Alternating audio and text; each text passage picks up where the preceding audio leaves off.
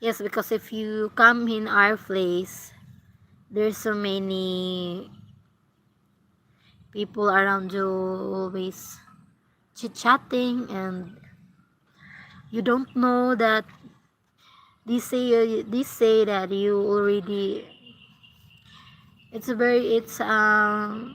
not good, not good.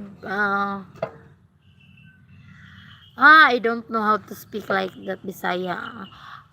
Basta siguro ka gichismis na ka nga you're not handsome like that, so you need to know our language here. Our language is Bisaya.